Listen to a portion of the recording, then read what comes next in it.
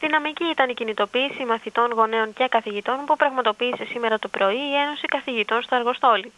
Πολλοί μαθητές από όλη την Κεφαλονιά πήραν μέρος σε μια μεγάλη πορεία, ενώ παράλληλα οι καθηγητές πραγματοποίησαν και στάση εργασίας. Οι μαθητές διαμαρτυρήθηκαν έντονα για τα άλυτα προβλήματα στον χώρο της εκπαίδευσης, ενώ οι μαθητές μπήκαν στην Περιφερειακή Ενότητα και στο Δημαρχείο, που συνάντησαν τον Αντιπεριφερειάρχη κ. Σωτήρη Κουρί και τον Πρόεδρο του Δημοτικού Συμβουλίου κ. Νίκο Ανουσάκη αντίστοιχα και έθεσαν τα προβλήματά τους. Σκηνές απείρου κάλους εκτελήχθησαν στο διπλό Περιφερειακό Συμβούλιο της Κέρκυρας το Σάββατο και την Κυριακή, με αποκορύφωμα την αποχώρηση του Αντιπεριφερειάρχη κ. Σωτήρη Κουρί.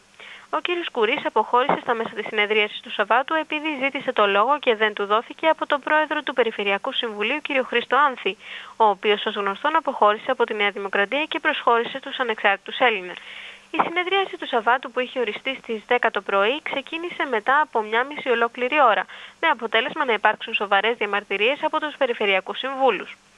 Μεγάλη κόντρα δημιουργήθηκε μεταξύ του Περιφερειάρχη κ. Σπύρου Σπύρου και του τέως Δήμαρχου και Περιφερειακού Συμβούλου κ. Μάκη Φόρτε για το θέμα του κτηρίου του δεύτερου σχολείου.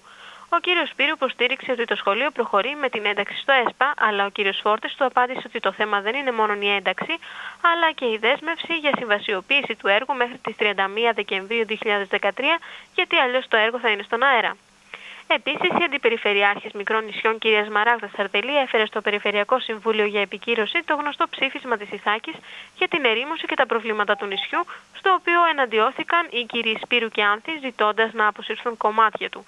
Τελικά, με την ανοχή της κυρίας Σαρδελή, το ψήφισμα πέρασε άγρια πετσοκομμένο με τις ψήφους της πλειοψηφίας. Ακόμη στο Συμβούλιο καταγγέλθηκε από τον κύριο Φόρτε ότι το ποσό των 800.000 ευρώ του προγράμματος της τουριστικής προβολής κατακαιρματίστηκε σε υποέργα για να γίνονται πιο εύκολα απευθείας αναθέσεις. 13 και πανελλήνια πρωτιά σε ποσοστιαία άνοδο χτύπησε τη φετινή τουριστική σεζόν ο διεθνής αερολιμένας μας στις Μηνιές σε σχέση με την τουριστική περίοδο του 2011, σημειώνοντας αύξηση 13,16% στις αφίξεις αλλοδαπών τουριστών. Το 2011 προσγειώθηκαν στις Μηνιές 1.918 πτήσεις τσάρτερ και αφήχθησαν 149.067 επισκέπτες, ενώ το 2012 είχαμε 2.320 πτήσεις και αφήχθησαν 168.680 επισκέπτες. Η μεγάλη άνοδος της τουριστικής κίνησης της φετινής σεζόν οφείλεται στη δραστηριοποίηση στην Κεφαλονιά των low-cost αεροπορικών εταιριών EasyJet και Ryanair, κυρίως από Ιταλία και από την Μεγάλη Βρετανία. Μια μισή περίπου ώρα κράτησε το χθεσινό Δημοτικό Συμβούλιο, στο οποίο εγκρίθηκε κατά πλειοψηφία ο διορισμός των δικηγόρων που έχει επιλέξει η Πανελλήνια Συντονιστική Επιτροπή κατά του χωροταξικού για τις ιχθυοκαλλιέργειες και εν γέννη η συμμετοχή του Δήμου Κεφαλονιάς μαζί με άλλους νησιωτικούς δήμους στην προσπάθεια να κυρωθεί η περιβόητη κοινή υπουργική απόφαση για τα ιχθυοτροφία. Ως γνωστόν, η οικία αυτή είχε υπογραφεί νύχτα από 13 υπουργούς της κυβέρνησης Παπανδρέου για να διασπαρθούν ιχθυοτροφία σε όλο το θαλάσσιο χώρο της Ελλάδος, προκαλώντας πανελλήνιος άλλο. Το 14ο ετήσιο συνέδριο επενδυτικών ευκαιριών για την Ελλάδα, που διοργάνωσε στις 29 Νοεμβρίου η Capital Link στο Metropolitan Club του Manhattan, ένα πολυτελέστατο χώρο στην 5η Λεωφόρο απέναντι από το Central Park, είχε άλλον εύρος σε σχέση με αυτά που έγιναν αφότου άρχισε η οικονομική κατάρρευση στην Ελλάδα. Στο συνέδριο, που είχε 900 και πλέον συμμετέχοντες, ομιλητής ήταν και ο πρόεδρος και διευθύνων σύμβουλος της ΕΙΔΑΠ και συνεργάτης μας Τέλειος Σταυρίδης. Με τη χαρακτηριστική του άνεση ανέβηκε στο βήμα και μεταξύ άλλων είπε: «Θέλω να σας μεταδώσω την πίστη μου και την αισιοδοξία μου για τις δυνατότητες της Ελλάδας.